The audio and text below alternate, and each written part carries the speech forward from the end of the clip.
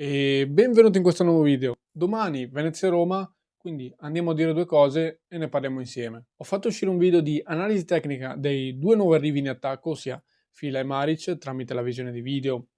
e l'analisi dei dati delle loro prestazioni. Lo trovate riservato per gli abbonati, chi vuole può abbonarsi, costa davvero poco, ma a noi aiuta davvero tanto e avete questo video a disposizione tutto per voi. Il video che prima era riservato agli abbonati, quello di analisi dei primi praticamente 4 acquisti al di là di Condé che l'avevo già analizzato, ossia Kike Perez, Marcandalli, Candé e Zerbin, anche se vabbè l'abbiamo già visto all'opera, è disponibile adesso per tutti, quindi se volete andatevelo pure a recuperare, è lì, prima era per abbonati, adesso lo potete vedere tutti. Adesso le energie devono essere concentrate sul campionato, sul portare a casa più punti possibili tra vittorie e pareggi, sull'evitare il più possibile di perdere, perché insomma fino alla fine bisogna lottare e non bisogna mollare e dovremo lottarcela anche domani contro la Roma. Mi sono andato un po' a rivedere gli highlights di come era andata la partita dell'andata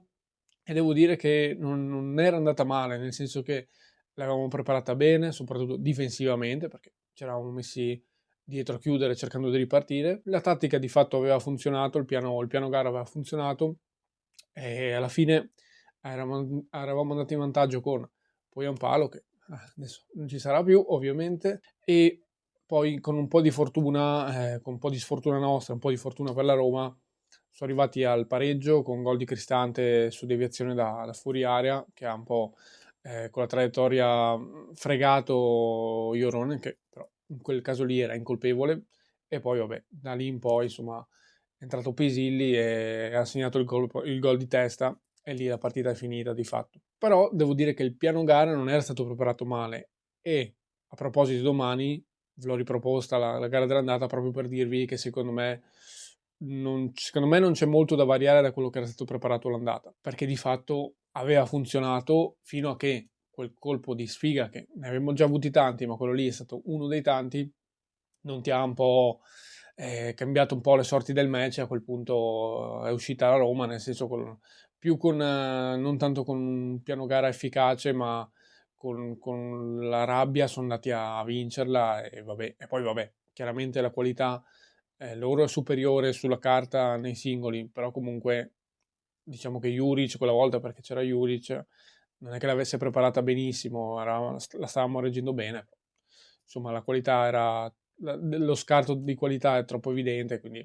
alla fine l'hanno portata a casa anche insomma, all'Olimpico. Quindi tutti i fattori affinché perdessimo, però insomma l'avevamo preparata bene e per poco, se non era per quel tocco di sfiga, di fatto perché così magari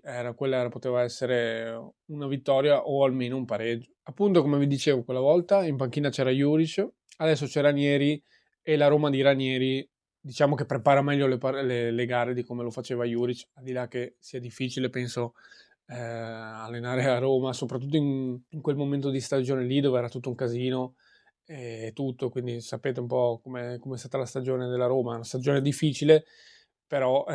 sì, adesso Ranieri sembra averla un po' sistemata, è una squadra sicuramente, ci troveremo davanti a una squadra più equilibrata, che non si sbilancia troppo, una squadra più organizzata, con dei limiti anche tattici, nel senso che tatticamente non è nulla di eccezionale, però di fatto a livello di singoli la qualità ce l'hanno, soprattutto anche le armi in attacco per far male le hanno tra Dybala, Dovbyk, Saelemaekers, Sule, cioè tutta gente che magari anche entrerà dopo, quindi magari non giocheranno tutti questi insieme. Quindi ecco, potrebbero veramente farci male. Tra l'altro, aspetto che mi sono dimenticato di dire, Ranieri attento anche alla fase difensiva, soprattutto alla fase difensiva, a non prendere gol. Quindi anche lì sarà dura fare breccia nella loro difesa. Ah, piccola cosa, tra l'altro, probabile giochi Shomuro, perché ho visto che comunque sono tipo 2 o 3 partite che alla fine, almeno 2 partite che gioca titolare, quindi è stato Ranieri stesso a confermarlo, a smentire il fatto che se ne è parlato tantissimo nel calciomercato di gennaio, che poteva venire da noi, era il primo in teoria indiziato per il post Poyampalo, da Antonelli sembrava averlo scelto, poi la trattativa non è andata in porto perché, da quanto ho capito, almeno, poi ditemi qua sotto se non è così la ricostruzione, se voi sapete qualcos'altro, perché fondamentalmente la Roma non ha trovato il sostituto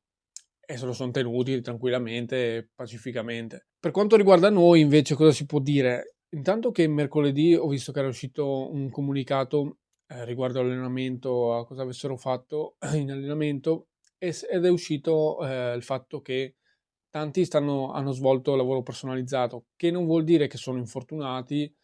non per forza, magari qualcuno ha recuperato, qualcuno no, insomma non sono al meglio, questi che vi dico. Cernigoi, Sverko, Sagrado, Duncan, Dumbia e Oristagno, soprattutto gli ultimi due più importanti, hanno svolto un lavoro personalizzato a parte. Quindi il più importante sicuramente da tenere in considerazione in quest'ottica è Oristagno, nel senso che se non giocasse, cazzo, è pesante perché al di là che contro l'Udinese non fosse al massimo, magari era proprio per quel problema lì, non lo so, immagino, ipotizzo. E al di là che appunto anche contro l'Udinese un Yeboah l'abbia, a parte che giocavano insieme, però quindi è un discorso un po' diverso. Comunque Yeboah forse ha fatto la miglior prestazione da quando veste i nostri colori, quindi cioè, si potrebbe anche rimpiazzarlo. Mi sembra essere in un periodo buono, positivo, in questo momento perlomeno. Insomma, si è mosso bene, speriamo che confermi le cose buone che ha fatto vedere contro l'Udinese, però al di là di questo non è detto che Oristario non giochi, non voglio dire una castroneria. Può essere che magari dipenderà da Di Francesco innanzitutto, però magari dipende, lo fa giocare, lo fa entrare a partita in corso o gioca anche dal primo minuto, ma sappiate che non è al massimo in quel caso. Quindi solo questo. Però probabile o è una possibilità, è un'ipotesi che magari non giochi. Lavoro personalizzato tra l'altro anche per Dumbia che ormai si era ritagliato un posto praticamente da titolare, si può dire, perché è da almeno 2 o 3 partite, vado a memoria, che gioca lui, che parte dal primo minuto, quindi anche lì piccola defezione, ma importante perché comunque da doti fisiche importanti a centrocampo e secondo me ha fatto anche buone prestazioni, devo dire. Cala un po' secondo me nel secondo tempo, ma parte bene. Quindi questa è l'unica pecca forse, però al di là di quello secondo me si è mosso bene, sta dando il suo contributo, ecco. E fuori anche Sverko, ma Sverko ormai da un po' di partite che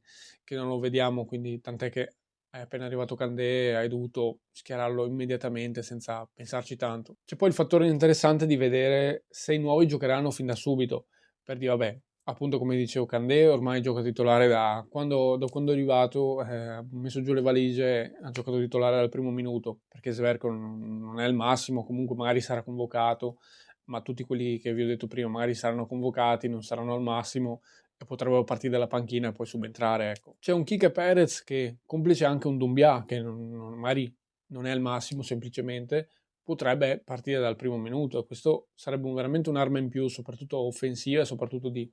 manovra, di sviluppo del gioco. Può aiutare davvero tanto. Abbiamo visto contro l'Udinese, è entrato comunque,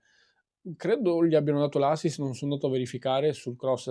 che ha portato il pareggio, al momentaneo pareggio purtroppo, del 2-2, che poi mette dentro Gitker. Quindi qualità, il ragazzo ha qualità e può giocare tranquillamente al primo minuto, ma credo che uno come Di Francesco difficilmente si privi di uno come lui in mezzo al campo. Poi staremo a vedere, però secondo me gioca. Probabile esordio di Radu in campo, questa è la mia supposizione, ma più che altro me lo auguro perché Iorone l'ho visto veramente fuori fuoco, fuori tutto, fuori forma, non so. Quindi piuttosto preferisco provare un Radu che comunque almeno è nuovo, non so, mi dà quella sensazione di poter far meglio perché Iorone non mi veramente, cioè far peggio di Iorone, ecco, direi solo così è difficile in questo momento. So che non avrei detto questo l'anno scorso, però in questo momento, almeno in questa stagione, Iorone non ha reso e mi fa paura. Cioè, avrei paura a ogni tiro che passa nella nostra porta, quindi non va bene, non possiamo vivercela con questa apprensione. E in attacco vediamo se Di Francesco avrà, dico il coraggio, perché vabbè, comunque proverà subito fila dal primo minuto, appena arrivato, quindi non lo so, però di fatto numericamente quelli siamo, a meno che tu non voglia giocare di nuovo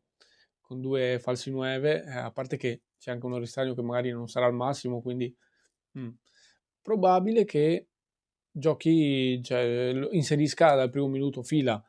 o potrebbe, cioè, se l'esterno non sarà al massimo, potrebbe mettere Zerbina a sinistra, Yeboah a destra, cioè potrebbe fare una specie di 3-4-2-1 vero e proprio o un 3-4-3, ma difficile, la vedo abbastanza difficile. Riportare quindi Zerbini nel suo ruolo, perché di fatto è un ala sinistra, non un esterno destro, però da noi sta facendo questo dal primo secondo che è entrato in campo, però di fatto credo sarà un 3-5-2 e vediamo se metterà subito fila o comunque per sicurezza gli preferirà un Gittier mantenendo l'impostazione tattica solita. Sono veramente curioso di vederlo un attimo, di vedere che caratteristiche ha, al di là che lo abbia analizzato in quel video di cui parlavo a inizio video, appunto,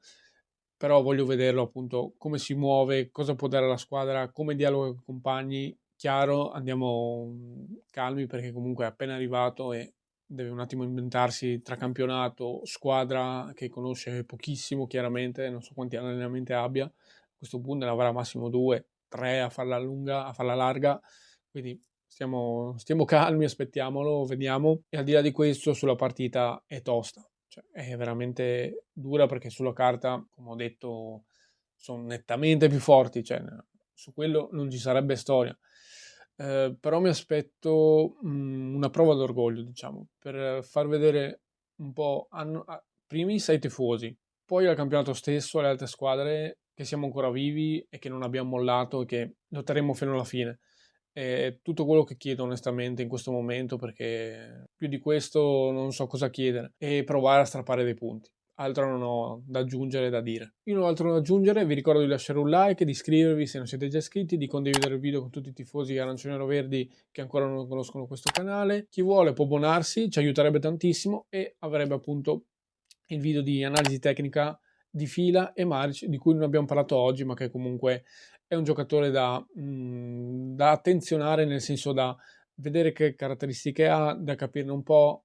poi si vedrà nel campo, vedremo come lo schiererà Di Francesco, comunque tutti aspetti interessanti che insomma a me interessano e spero interessino anche voi. Attivate la campanella che è importantissimo, così non vi perdete il prossimo video che sarà per forza il post partita e speriamo bene a proposito che insomma sia un bel post partita per una volta dopo tanto tempo. E sempre Forza Venezia e sempre Forza Unione.